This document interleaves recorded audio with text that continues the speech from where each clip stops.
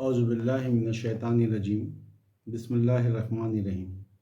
میرے بھائیو، آج ہم چند آیتیں دیکھتے ہیں کہ اللہ تعالیٰ بتا رہے ہیں کہ جب اللہ انسان کو نعمتیں دیتا ہے تو وہ خوش ہو جاتا ہے، اور جب نعمتیں چھین کے آزماتا ہے تو وہ مایوس ہو جاتا ہے۔ اور دیکھیے اس کی وجوہات کیا ہیں۔ سب سے پہلے ہم دیکھتے ہیں سورہ الفجر 89 نمبر سورہ، اس کی 15 نمبر آیت سے اللہ بتا رہے ہیں، فَأَمَّا الْإِنسَانُ إِذَا مَا ابْتَلَاهُ رَبُّهُ فَأَكْرَمَهُ وَنَعَمَّهُ فَيَقُولُ رَبِّي أَكْرَمَنِ۔ اور جب انسان کو اس کا رب عزت اور نعمت سے نواز کر آزماتا ہے، اللہ تعالیٰ عزت اور نعمت سے آزماتے ہیں انسان کو، تو وہ کہتا ہے کہ میرے رب نے مجھے عزت عطا کی۔ آدمی خوش ہو جاتا ہے نا کہ اللہ نے بڑی عزت دی۔ اگلی آیت میں اللہ کہتے ہیں وَأَمَّا إِذَا مَا ابْتَلَاهُ فَقَدَرَ عَلَيْهِ رِزْقَهُ فَيَقُولُ رَبِّي أَهَانَ۔ اور جب وہ اس کے رزق میں تنگی کر کے اسے آزماتا ہے تو بندہ کہتا ہے میرے پروردگار نے مجھے ذلیل کر دیا۔ اگلی آیت میں اللہ کہتے ہیں کَلَّا بَل لَا تُکْرِمُونَ الْيَتِيمَ۔ ایسا ہرگز نہیں، بلکہ حقیقت تو یہ ہے کہ تم یتیم کی عزت نہیں کرتے تھے۔ ہم لوگ کیا کرتے ہیں؟ ان لیکچرز کا پرپز ہی یہی ہے کہ ہمیں یہ دیکھنا ہے کہ اللہ کہہ کیا رہے ہیں۔ اللہ کہہ رہے ہیں نا ایک آیت میں افلا یتدبرون القرآن ام علی قلوب اقفالها۔ لوگ اس قرآن میں تدبر کیوں نہیں کرتے؟ کیا ان کے دلوں پہ تالے پڑے ہیں؟ تو ہم نے ان کو دیکھ کے اپنے تالے کھولنے ہیں دلوں کے۔ اگلی آیت میں اللہ کہتے ہیں ولا تحاضون علی طعام المسکین، اور مسکین کو کھانا کھلانے کی ترغیب نہیں دیتے تھے۔ ہم ترغیب تو چھوڑیں، ہم خود بھی نہیں کرتے تو ہم ترغیب کیا دیں گے؟ کتنی زیادہ اللہ تعالیٰ نے اپنی آیتوں میں فوکس کیا ہے غریبوں کو کھانا کھلانے کا۔ وَتَأْكُلُونَ التُّرَاثَ أَكْلًا لَمًّا، اور تم میراث کا سارا مال سمیٹ کر کھا جاتے ہو۔ بہت زیادہ کامن ہے ہمارے معاشرے میں۔ جب کوئی مر جاتا ہے تو لوگ اس کا حصہ دینے میں اتنے ہیلے بہانے ڈھونڈ رہے ہوتے ہیں۔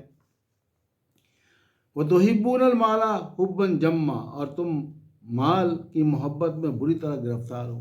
جب بھی آپ دیکھ لیں جس کے پاس جتنا ہے زیادہ، کوشش اس کی یہ ہوتی ہے اگر ناجائز طریقے سے کمائے تو مزید ناجائز طریقے سے اور مال اکٹھا کرے۔ جب بھی اللہ کہہ رہے ہیں وَلَا تُحِبُّونَ الْمَالَ حُبًّا جَمًّا، اور تم مال کی محبت میں بری طرح گرفتار ہو۔ كَلَّا إِذَا دُكَّتِ الْأَرْضُ دَكًّا دَكًّا، یاد رکھو جب زمین کوٹ کوٹ کر ریزہ ریزہ کر دی جائے گی۔ وَجَاءَ رَبُّكَ وَالْمَلَكُ صَفًّا صَفًّا، اور تیرا پروردگار اور فرشتے صف بصف آئیں گے۔ وَجِيءَ يَوْمَئِذٍ بِجَهَنَّمَ، اور جس دن جہنم کو لا حاضر کیا جائے گا۔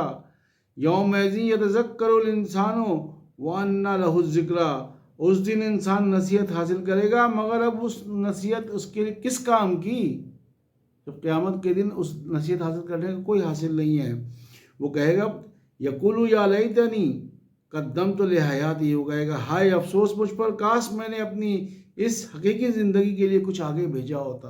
بھائیو ابھی بھی ٹائم ہے، جب تک ہماری سانس باقی ہے ٹائم ہے۔ ہم نے وہاں جانے کے لیے کیا کیا ہے؟ اللہ کے سامنے جانے کے لیے کتنی آیتیں لوگوں کو بتائی ہیں، کتنی باتیں اللہ نے جو بتائی ہیں اس پہ ہم عمل کرنے کی کوشش کر رہے ہیں صحیح معنوں میں۔ فَيَوْمَئِذٍ لَا يُعَذِّبُ عَذَابَهُ أَحَدٌ، اس دن اس کا ایسا عذاب ہوگا جیسا کسی اور نے کبھی نہ دیکھا ہوگا۔ وَلَا يُوثِقُ وَثَاقَهُ أَحَدٌ، اور نہ ہی کوئی اس کے جکڑنے کی طرح جکڑے گا۔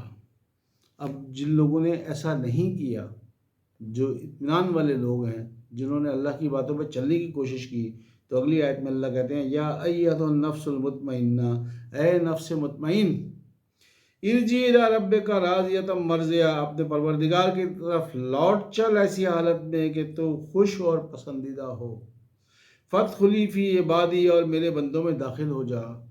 وادخلی جنتی، اور میری جنت میں داخل ہو جا۔ تو بہنوں بھائیو ہماری کوشش یہی ہونی چاہیے کہ ہم ان بندوں میں شامل ہو جائیں جس کو اللہ کہہ رہے ہیں کہ تم میرے جنت میں داخل ہو جا، نہ کہ وہ لوگ جن کو عذاب میں اللہ ایسے جکڑے گا جیسے کسی کو نہیں جکڑا۔ اللہ میں عمل کی توفیق عطا فرمائے۔ ربنا تقبل منا انک انت السمیع العلیم وتب علینا انک انت التواب الرحیم وما علینا الا البلاغ المبین۔